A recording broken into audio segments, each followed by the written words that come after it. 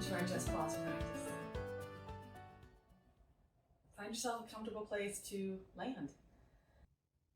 And what I really love about this kind of a shape, this kind of a practice even, is that it can remind us that not every solution requires an all-out effort.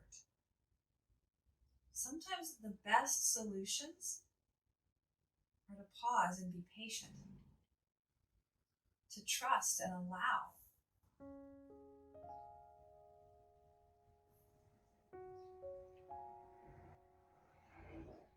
And as you come into stillness, what is the mind doing? Invite it into the experience as opposed to it trying to create a bigger experience or to solve a puzzle. Notice what's happening right now.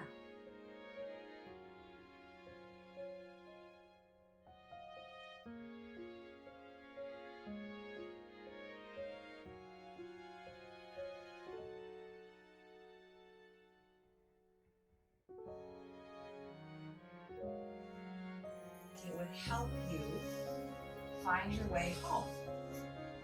I'm going to share a poem from John Fox. It's entitled, Consider What Happens.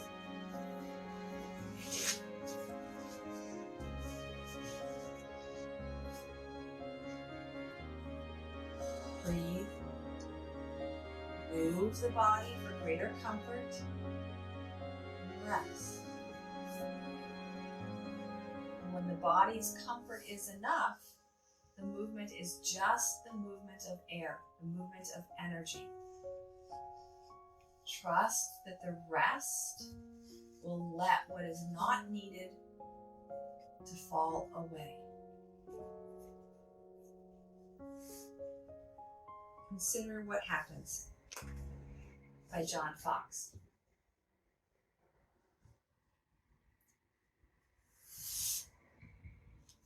Consider what happens upon hearing a poem that moves you. The nod of your head, touching your chin close to your chest, as if stopping to rest. As if you could cry now in the middle of a long journey. Here, whatever you regret having forgotten, even with your aching tiredness, which you cannot forget, all of a sudden turns to a surprisingly vibrant sky as your eyes widen ever so slightly in a recognition that shimmers under your skin, wells up into a calm line of sight that is your own and goes on almost forever. Astonished, you walk outside, breathing, and slowly stroll in the fresh air, suddenly aware that back in your house, someone new, a stranger you like, has arrived.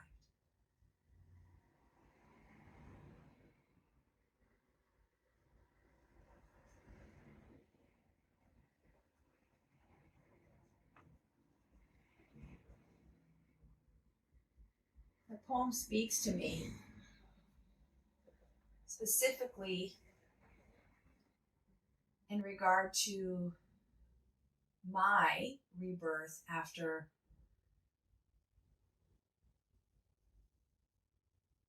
a bicycle accident, in which case all of the medical results said everything was normal. But I didn't feel normal. I didn't feel like I remembered feeling before. There was a shift.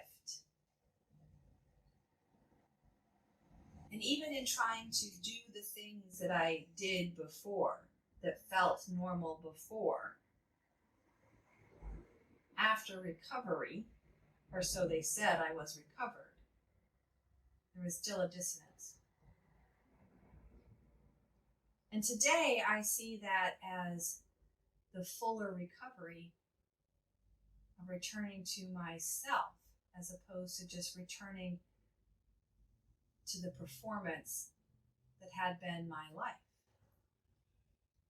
The doings based on expectations and shoulds and commitments that I made, not because they were in my alignment, but because there was a need that I felt compelled to fix. One of my greatest struggles in the wellness industry is that for many of our professionals, recovery does not mean being better than we were. PT is often satisfied with a 50 to 65% return of our range of motion. But what if we started to shift that expectation that recovery was actually not about the range of motion, but about the alignment and the ease of being our authentic selves? To me, that's the recovery that we want to aspire to. The recovering ourselves.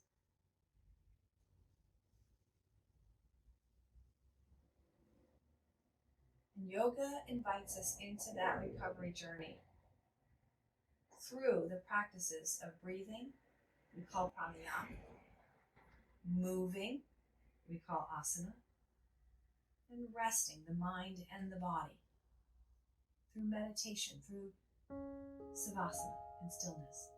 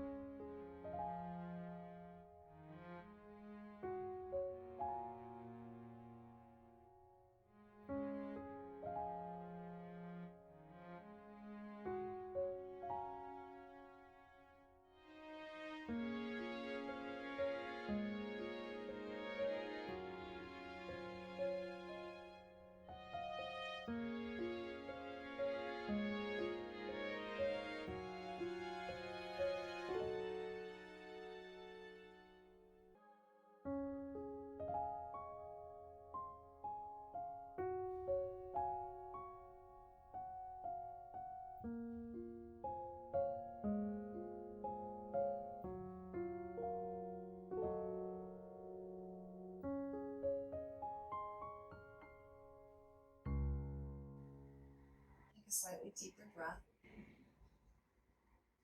Wiggle the fingers and the toes. Roll the wrists and the ankles. Rock the head.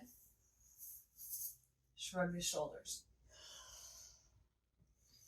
Maybe you shrug the hip, which is a little bit of a different languaging. Just see what happens when you engage a hip lift. And then maybe you spread wide and long. And roll over to rise up. And find yourself in this moment, in this body, in this space, in this breath.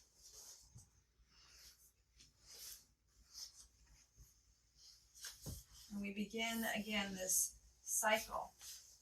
We rejoin the flow of living by breathing, moving, and resting. Let your hands come together and receive this blessing. May you breathe deeply, move freely, labor lovingly, so you may live vibrantly, intimately with prana, and come to know yourself better, so you can live from that abundance of love and joy. Namaste.